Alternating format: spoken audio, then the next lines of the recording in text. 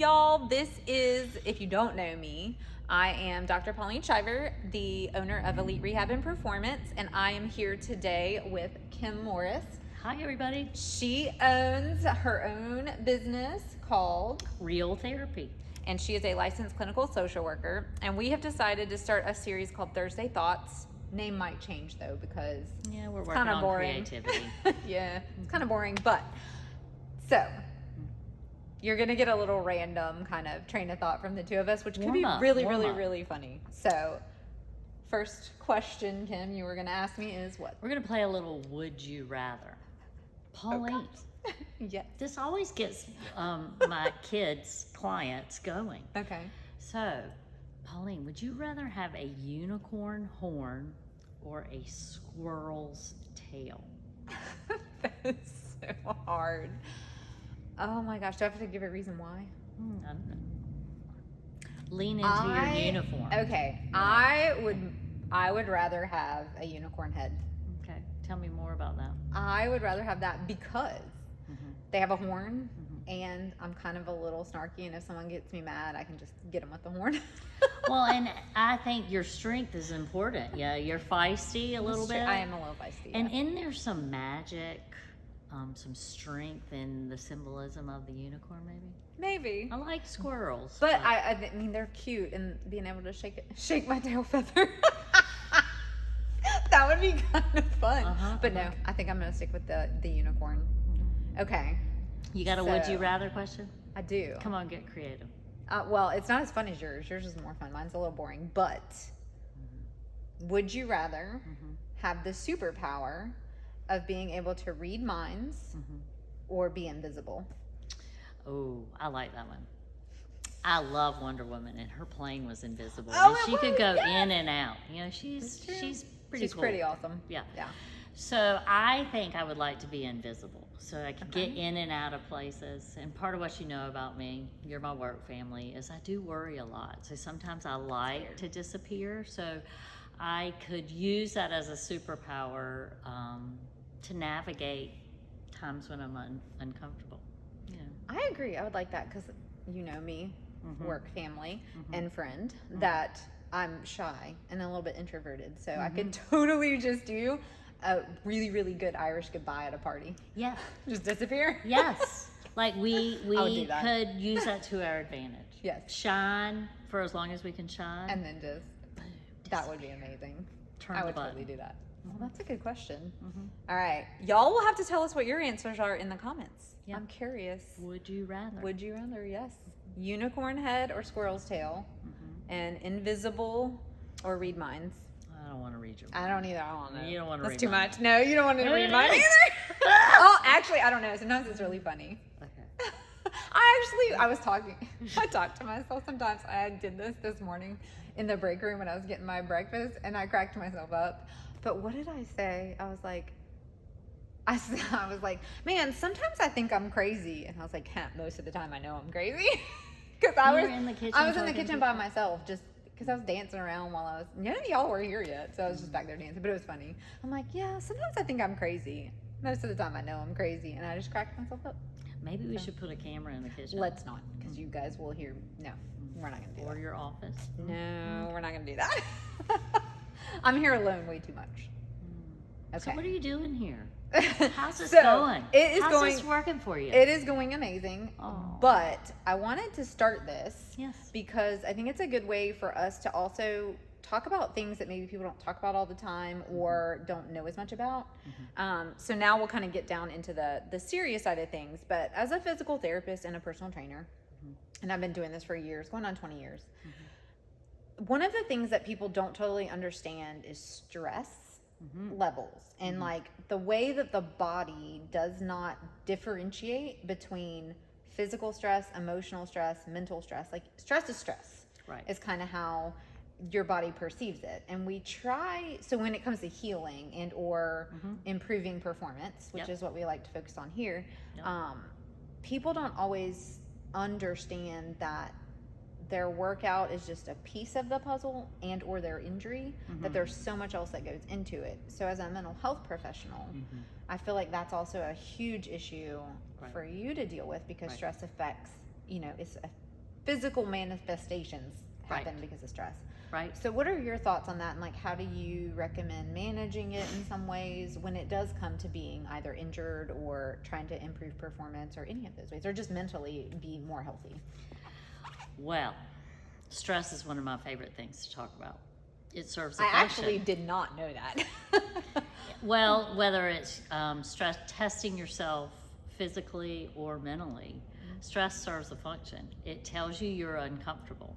It keeps you alert, keeps you alive. It helps you meet your goals. And then if you think about the stress response, it is the most adaptive survival mechanism of the human body. So you're talking kind of about, just to clarify, the fight, flight, or freeze. Yes. Okay. Yes. Your body all day long is not pursuing happiness. It is pursuing survival. Makes sense. Not safety, but it's looking for safety, not serenity. And all day long, physically or emotionally, we're looking for threats or opportunities.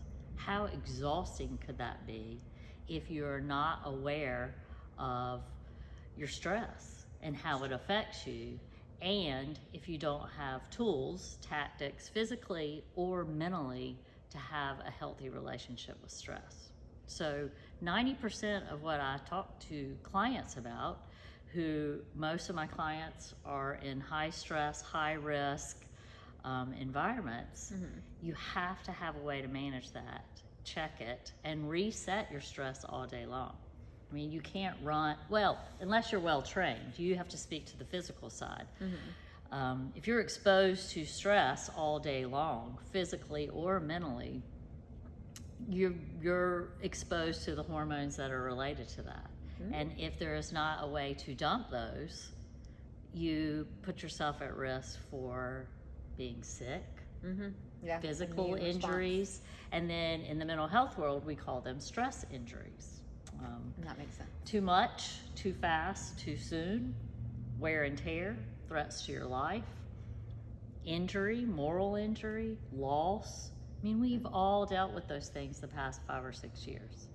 They're not going away. And it's No. interesting you use those words, because that happens in injury too. Too much, too soon. That's a really common way to get injured. Yep. And that's where it's like having that conversation about, how much is too much. And then same with the stress response. It's your body, you're right. The more conditioned you are, the better shape you are, the more stress you can handle. Right.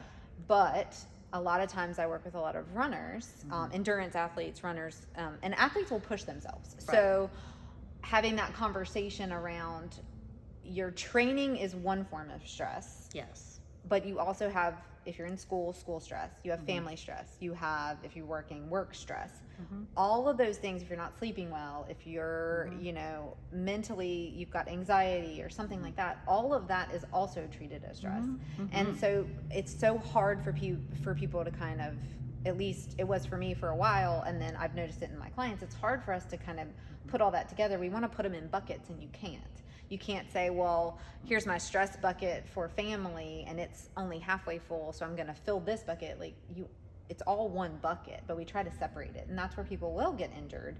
Or I have found sometimes that then it becomes, maybe it's not a physical injury, but they'll all of a sudden hit a performance block. A hiccup.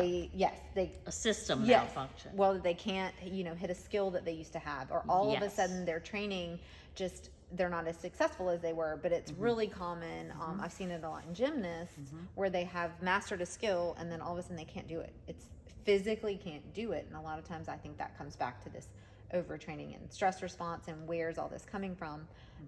So we could probably talk about this all day. Yep. But I'm trying to keep it kind of short so y'all will watch the whole thing.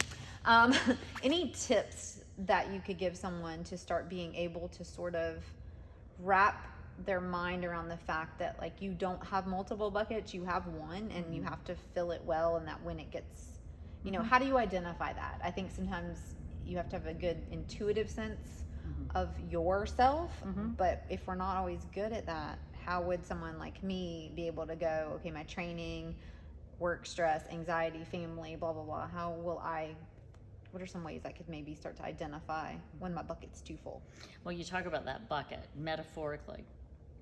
All day long, it would be hard to hold this and manage it. Yes. But what if you are throughout your day checking it and being aware of where you are on a scale of 0 to 5? I'm good to go. Maybe I need to take a break. Maybe I need to phone a friend and laugh. So again, is it being aware of your relationship with physical stress or emotional stress, so you can manage it? And I stick to basics. What are you doing to take care of yourself? Pursuing calm. What are you eating, sleeping?